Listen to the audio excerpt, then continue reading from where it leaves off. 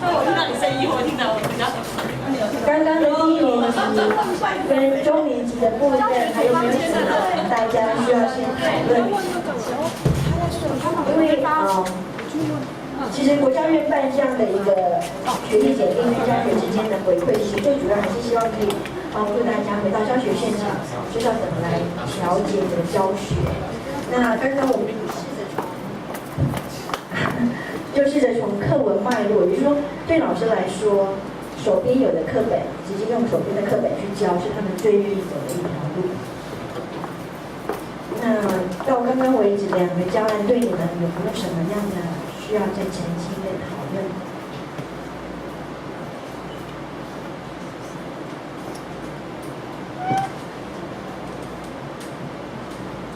那你们的心里面刚刚会有人来跟我们要 PPT， 那基本上你除了要 PPT， 我们这些东西后来我们去年国教署有给我们，前年国教署有给我们一笔钱，后来有把类似的这些做法，我们就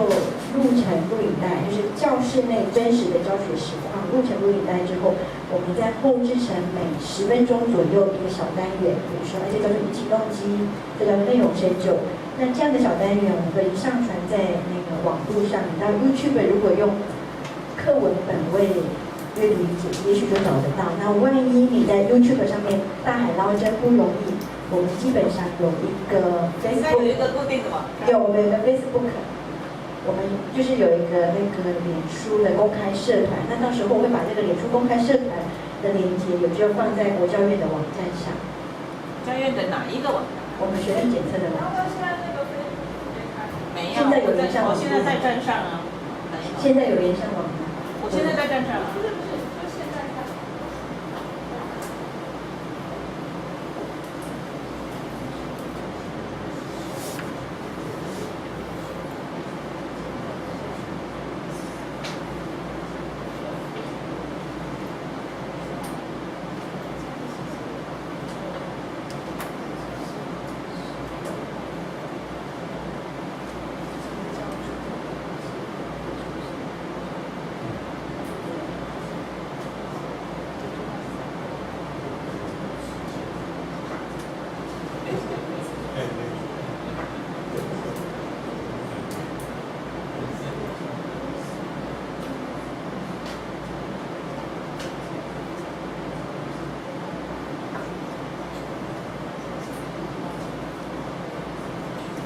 他们是另外一台，那我们在试的过程，我们就可以先看教案这样子，运行不备。好，也就是说呢，基本上这种，因为我刚刚已经有说，其实阅读整个学历检测的阅读架构，它是架在这个所谓的已经知道的阅读的理论基础之上，而我们这些课文本位的教学，它的方向就是跟学历检定本来就是一致的。所以我们这一次之所以可以不需要一题一题跟大家报告，而是可以直接到教案来，你就可以知道，其实字词的教学走集中式这个分3次，然后在中年级你可以多一点点，先有推论跟上位概念的自然段、意义段的这些练习之后，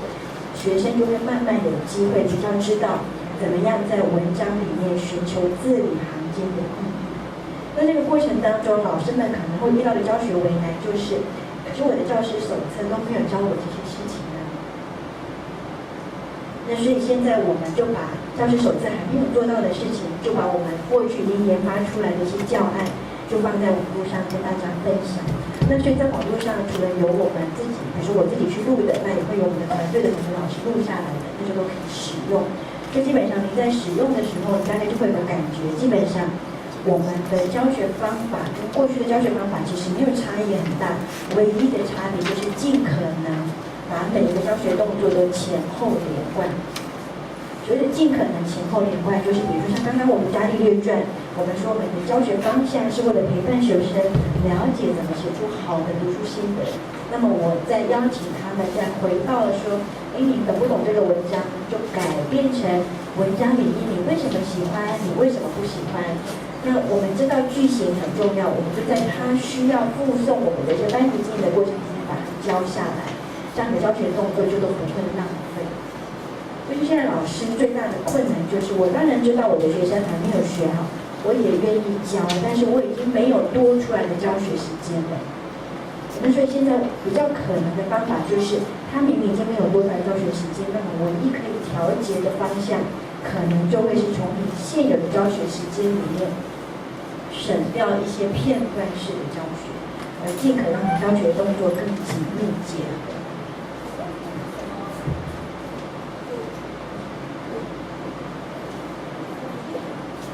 那万一没有，就是阅读理解策略这样，这两个。那这个是高年级的教案，是有一课叫做《满修女采访记》，应该是南一的版本。那这一课呢，在当时去教的学校，它是在嘉义县的偏乡，所以他们基本上起点行为是偏弱的学校。但是我们去教之前也是有跟学校沟通，我们还是会我们都是跟着学校的进度，他上到哪一课我们就上哪一课。那所以按照他们的进度，老师表达说他们习惯让孩子先预习。所以我的教学动作是 OK， 你有预习，那我就承接你的预习的动作。只是当时我知道他们是偏向的状况之下，所以我们也会让更多的学生尽可能是在他觉得安全的范围跟上我们。所以这个时候我们的做法是 OK， 你如果已经有预习，那你准备回答老师的问题。那这个时候呢，当然我知道他们的就是我们要去教以前，我会跟老师要一点就是基本资料，所以我们就特别针对可能需要特别关心的学生，先问他，也可以让他比较有机会可以成功回答，但是又会是跟我们课文有关。也就是我们就问那个学生，就是需要特别关心，就是只要告诉我，你只要回家有预习，你只要告诉我课文的标题是什么。就是我们的动作里面，不再像小学的中年级跟低年级帮忙把课文标题放上来，但是你预习，就想要知道你预习的是哪一课的课文标题。事实上，课文标题通常都伴随了非常重要的教学重点，所以我只要确保这个比较慢的小孩知道我们今天上的教学重点是什么，所以我就问他说：“告诉老师课文标题是什么？”那个时候对其他陌生，就是对我们还相对陌生的那些孩子，就会觉得说：“哎，不难嘛，这个老师问的东西不难，虽然是大学教授。”可是这个时候接着我们就会说：“如果你们都有预习。”那以小组为单位，他们班有小组，就是我给你们一个练习哦。如果你们有预习，你们先不急着举手哦，但是仔细的把老师的题目看清楚哦。如果你们都有预习，老师要你的挑战的任务是用一句话告诉我这一课是谁从哪里到哪里采访谁，因为它叫做满修女采访记。所以刚刚的那个慢的小朋友已经把满修女采访记说出来了。所以我就只要请他们告诉我是谁从哪里到哪里采访谁。那课文有很明确的写，我早上从台北搭高铁到嘉义的东石采访满修女，但是非常多的小孩不知道这个我是谁，他会说是作者。但是课文其实在标题的下面有一短短的一句叫做改写自詹怡怡采访记。所以，即使是高阶的学生，都不见得读出文章讯息里面有告诉你这个我就是詹怡的。而这个动作就是叫做我们过去说的，用大陆的说是拔尖扶弱。我还是得push我们的优秀的学生留意课本提供的讯息，我还是可以帮助我们慢的学生搞清楚，哦，原来是作者从台北到东石采访满修女。那这个动作是我们过去的6合法，但是要挑战孩子更高一个动作，因为你每次都只问单一问题，对他来说，他就是一直原地不动。所以你需要在课本里面的教学动作上有一条，不能让小孩子每一次都非常快就可以举手回答。你一定要跟他们说，先忍耐，仔细看老师的要求是什么，这样子。好。那这个时候，我们就会跟他说，不管你回家有没有预习都没有关系。现在帮老师从课文里把刚刚的答案圈出来。那这个动作就是逼他们无论如何再读一次，因为回家预习怎么读你都是不能控制的。但是这个时候把到底是谁从哪里到哪里采访谁，最少先圈出来。那这个动作可以帮助，因为到了高年级，很多小孩回家可能是充满了各种才艺活动。他也不见得真的有多好的预习，那所以这个时候你最少先确保我们大家都有站在一样的起点之后再往前走。那在往前走之后，我们就跟他说好，虽然我已经知道这一课是谁从哪里到哪里采访谁，但是课文不是只有告诉我们这些事情，还有更多的事情。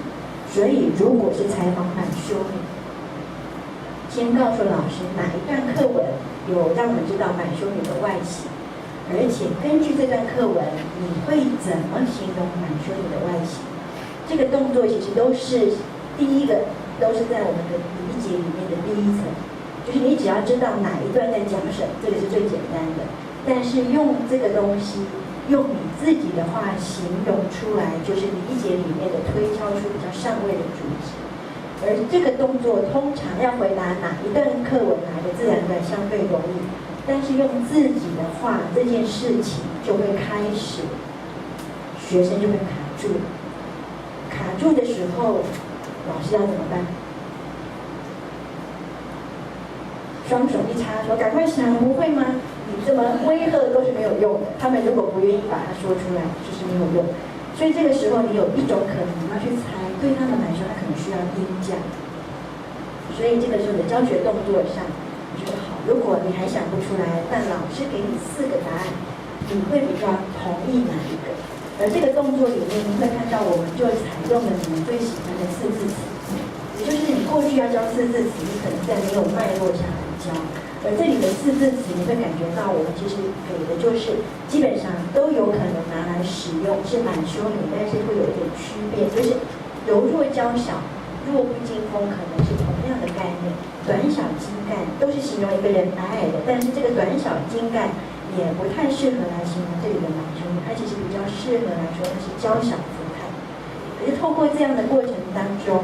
我们有提供音价的同时，也提供孩子去掌握，而我的确有对同样的概念的4字词做区别。也就是过去我们在做4字词教学，虽然也会补充，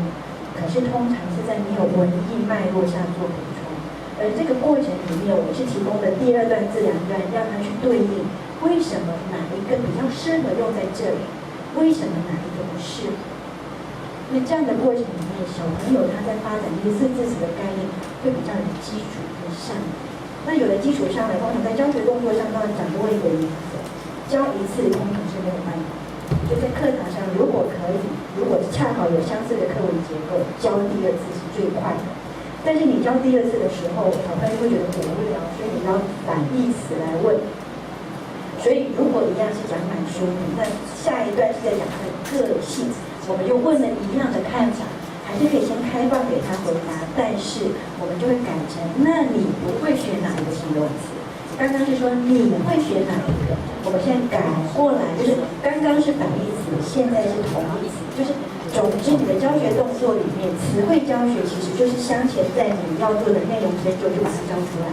你就不会很浪费时间。那这个动作，你从这个选项。你其实会感觉，这个就很像我们学历检测的题目啦。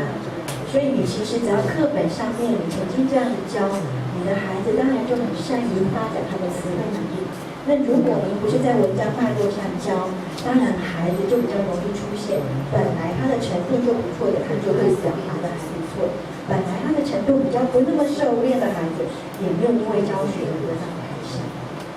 到这边为止，其实就是很简单的把内容深究跟词汇教学做结合，我们教学动作，可以吗？好，那所以一样呢，我们都得要邀请孩子学大语，所以我们还是可以练习说话，所以我们就会说，那刚刚已经内容深究说，一开始他去哪里采访谁，然后讲了他的外形跟个性，那如何把我们刚刚的东西再完整的说一遍，用一句话说说看，逼自己。那时候我们就会说，满修女的外形娇小姿态，但是个性相当乐观，或者满修女的外形略显不态，是个什么样的人？换言之，你要形容她的个性，你会怎么样放那个句子？个性怎么样，或者是个什么样的人，类似的，那你就可以让孩子就是。你让他们完整的一句话说的时候，你可以不给音价，也可以直接把音价出来。但是不论如何，我们要表达的就是，你真的要做教学调节，到了高年级，你要就这些低分组的小孩的时候，就得在内容深究的同时，把字词都放回来。但是不会再像低年级那样子做字词字义个别的教学。好，那你这样挑战完了之后。我们就会再邀请孩子，因为有的时候我们在做篇章理解的时候，越后面的文章，它通常伴随了不同角度的写作视野，而这个能力，当这个课文有呈现的时候，你就会顺势而教。所以这个时候我们刚刚说我们刚刚讲的是看满修你是个怎样的个性的人啊，是一个怎么样的外形。可是呢，这个课文里面其实有非常多这个作者他本身在采访过程里心理感受的描述。换言之，他采访满修女，描述满修女这个人的同时，也表达采访者内在的感受。而这个部分情绪的推论是我们的孩子通常最弱的地方，就是读不出作者内在的声音，就是作者表达他内在感受的过程是怎么样被表达。因为比如说这个作者他有这么说，他说他一开始认识满修女就觉得他是一个很乐观的人，等到他到了院区看到那些重症儿童的时候，他的心情其实是很沉重，他就开始很好奇，看到这么样的生命这么困难的时候，为什么满修女还可以那么乐观？所以这种心路交叠的过程，是我们的孩子在阅读上面需要被引导、被支撑的地方。所以这个时候我们就会说，你要练习回来看采访者的角度。所以我们就会说，练习看看，老师知道哦，里面有一些是詹怡这个人在采访的时候的心情感受，是跟课文有关，所以我们就把课文有关的句子先捞出来，然后就请他们把这些放回课文读一遍。也就是说，这个动作里面只是要确保小孩知道我们的课文从哪里出来，出来之后，请他按照顺序排播。这个过程排顺序的过程，其实我们是为了要预备，让他们看到作者的情绪起伏。可是这个情绪起伏的同时，我们也不是老师不断的耳提面命的说，而是邀请小孩先把我们知道的对应回去，把课本的重点先画出来，画出来之后排顺序。而这个动作在阅读理解里面，其实在侦测的就是他针对文艺理解的情绪这一块保留的讯息能不能把其他的庞杂讯息放掉。我们常常在考这种排序的时候，表面上好像很简单，可是对低分组的学生来说，他们不容易排，是因为他不太容易区别这个地方是采访者的心情，那个地方是满修女的部分，所以他没有机会在课堂上练习。所以我们常常就很好奇说，请他们排顺序，为什么他都排不出来？明明就文章在那边，他就不会排。那因为你过去没有人教他这个动作，对你来说感觉是不费吹灰之力的事情，你平常在课文教学还是要做。那这个动作你会说，那会不会让你的高分组学生觉得很无聊？可能不看你怎么做，因为他们班是有小组教学，所以你可以想象，当课文那么长，对弱读者来说，他其实自己没有办法马上找到。但对高分组的学生来说，他可能第一次才知道说可以区辨哪个角度，他可以很快找到，找到之后你会邀请他帮忙陪那些慢的孩子先画出来，所以他也不见得会觉得很无聊。可是如果你过去都没有这个教学动作，你就会看到我们平常虽然会考这些排顺序的方式，你会觉得百思不得其解，为什么居然连这个都不会？因为在阅读的历程里面，对弱读者来说，要排除两个看起来很像的东西是需要经过练习。因为过去你们在课堂上顺着课文的机会让他练习，我们学历检测就考，在某个程度这个叫做不教而上。而且对你们来说看起来就很简单啊，等到给量没有关系，不管你能不能理解他为什么不会，最少你要曾经教过。好，那在教学动作上可以讲这样，所以这个时候呢，我们就会邀请小组说，你排好就写上来。所以他在在我们的教学动作里面，他不需要花很多教学时间，他只需要到黑板上把他要的顺序写下来，大家对答案，就这么简单。因为写阿拉伯数字是不困难的。好，那所以这个时候呢，我们就会在做所谓的内容深究。那内容深究，我们刚刚已经知道说，他知道满天的个性，让他采访的心得，所以我们就试着从采访者的心得先邀请孩子把课文完整的说一遍，其实就是说大意。那你会看到我们动用了一些连接词，一开始、后来、接着、结果。换言之，以前我们在写作教学最不喜欢学生都一直说然后，再来。那我们会不喜欢，你要去反省。我们其实过去在教学上很少告诉他，如果你不要一直用再来，那你要怎么办？好，那所以这个过程，这些东西都是用他说的就可以了。好，那已经快要结束了，那所以这一节课快结束之后，我们这样有了内容深究之后，我们就给他一个所谓的方向，说说看，你就会知道为什么在英语可以从他原本只是看到马兄你那么幽默的哈哈大笑到满满的感动。换言之呢，在教学里面，我们还是会邀请孩子从所谓的特质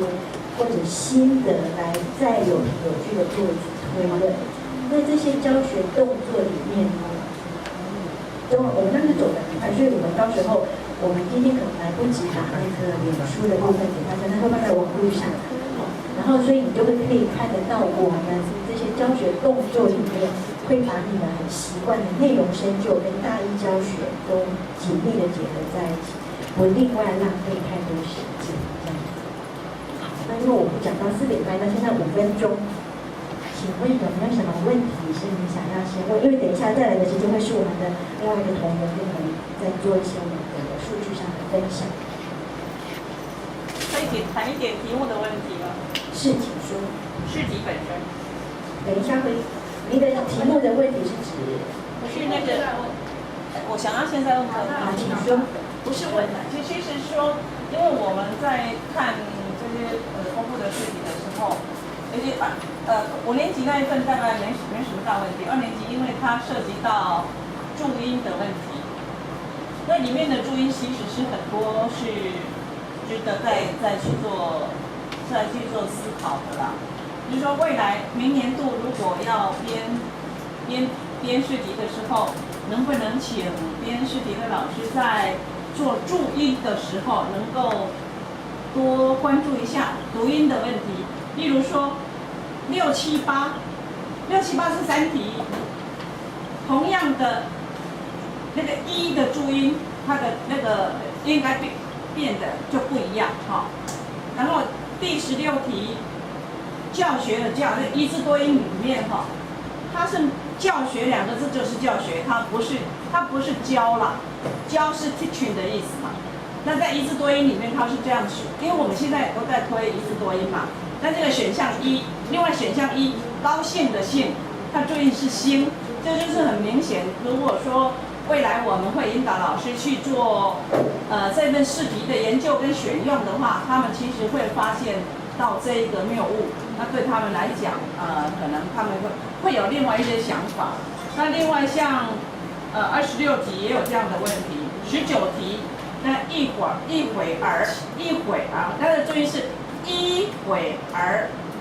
那这样的注音是跟我们现在在推教学的那是不太一样。谢谢老师的分享，就是我非常同意，就是关于这个声音，尤其是注音符号，是，尤其在1字多音上，会不会跟产生困扰？这个过程当中，其实我想，所有的老师在教学现场都有一个为难，就好像因为随着教育部每次制定的版本的落差，比如说我们的年代，法国不会念法国。我们的小孩就会告诉你，妈妈要念法国。所以呢，在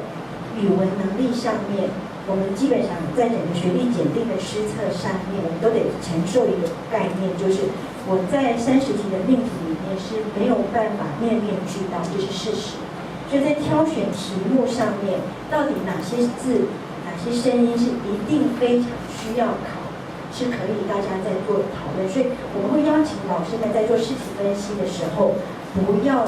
太像在做国语的所谓的国语文竞赛那样的孜孜以教。换言之，应该让我们的视野回到我的小孩能不能有使用语言的素养。也就是说，比如说我现在可以从某个人他做的某一个声音的发音，我会推敲出他受教育的年代，但是我不会说你刚才发音是不对，因为就是有口音的概念。比如说像台语一样是肌肉的肌，宜兰腔跟台南的腔是完全不同，但是你不会说他们的发音不对，你的文化素养就往前再拉高到一个程度。所以在这个字词字义的部分上面，的确台湾现在承受的到底注音符号到底哪一个版本才是正确的版本，这件事情是一个很大的议题。但是你如果从语言学的概念，语言本身是活着的，它会随着时代的变化而赋予它时代新的意义。就是不管你喜不喜欢粉丝这个词，它现在都是新时代的人使用的词。你叫李白来，他也不会同意。老师，我的意思是，因为教育部不管在编教科书也好还是怎么样，他就要求基层的要朝着一字多音这个审定版本去走。那尽量如果能够符合，那所以我相信是这样。困扰了。我们可能未来会慢慢调节什么？就是回到我们刚刚一开始讲的一个很重要的概念，我们检测的是基本学历，也就是说，只要这个基本学历它没有通过，我们会担心它影响它未来的学习，这个才是最重要的。但是在课纲里面需要的文化素养那一块，它还是会考这个国文治理。所以未来在整个字词、字形、字义的部分，到底怎么去切那个难度？是我们可以再更精进、更仔细，但是我想很重要的原则就是，我们一定要确保是孩子如果不能够通过某个基础线，我们就真的需要承载起他的基本学历的补救，因为这才是基本学历检定的人最重要的功能。这样，就是你没有办法有一个题目可以满足于所有的题目所有的能力。就孩子来说，其实他懂得字，他不会再去看注音。那这个问题是我们县里面的老师提出来问的。是这个部分，其实您可以这么想：如果有一个高阶的小孩，他注音能力不好，他在二年级的国语科学系检定，他也不至于不通过。他可能会有1、2题没有答对，但是不至于不通过，对不对？但是可能老师要的是我要的学生拿满分。但是这个概念可能就是你要协助我们去陪伴老师去思考，其实测验拿满分也不等于你的教学就是满分。所以学历检定不是为了来肯定老师的教学有多优秀而用，学历检定是陪伴我们一起去看到有多少孩子需要我们为他承载起他的基本学历的补救的机会，